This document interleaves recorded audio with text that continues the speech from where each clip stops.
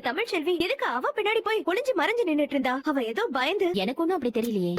அவங்க போயிட்டாங்க. சேது ஐயா எந்திக்கிறதுக்குள்ள சீக்கிரமா ரூமுக்கு போய் அந்த தலகாணி எடுத்து வயித்துல கட்டிக்கும். சரிங்கக்கா. இனிமேலும் இப்படி அஜாக்கிரதையா இருக்காத தமிழ். கொஞ்ச நேரத்துல எவ்வளவு பதட்டம் ஆயிடுச்சு பாத்தியா? சரி இங்க பாரு, சீக்கிரமா தலகாணி எடுத்து உள்ள வை. இன்னைக்கு பார்த்து எம்பட்டு சீக்கிரம் எந்திரிச்சு குளிக்க போயிட்டாங்களே. ஐயோ கடவுளே, ஒருவேளை பாத்ரூம்குள்ள அது பாத்துட்டாங்கன்னா இப்ப என்ன பண்றது? ஒரு துண்டு எடுத்து வாங்க, மறந்துட்டேன். சரிங்க, ஏங்க இந்தாங்க. ஏமா நம்ம கிச்சன்ல இருந்து ஹாலுக்கு வந்துட்டு திரும்ப கிச்சனுக்கு போறதுக்கு ஒரு 30 செகண்ட் ஆயிருக்குமா?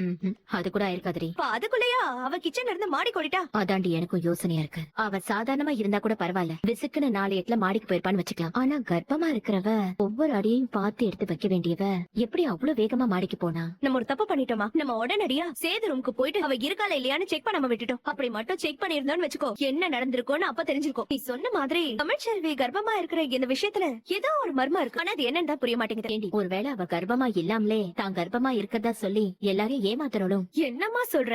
இருக்கலாம் தானடி. அவ கர்ப்பமா இருக்கிறதா இந்த குடும்பமே சந்தோஷப்பட்டு டாக்டர் கிட்ட செக்அப்க்கு போய் ஸ்கேனிங்லாம் கூட பண்ணிட்டு வந்துட்டாங்களே. பெரியமா வேற அவ கூட செக்அப்க்கு போயிட்டு வந்துட்டு. எனக்கு என்னமோ அவ கர்ப்பமாவே இல்லாம கர்ப்பமா இருக்கிறதா போய் சொல்லிட்டு இருக்காளோன்னு தோணுது. ஆனா அவ வயிறு கொஞ்சம் பெருசா. ஏண்டி நம்ம 2 பேரும் புடவை கடை வரைக்கும் போயிட்டு வருமா?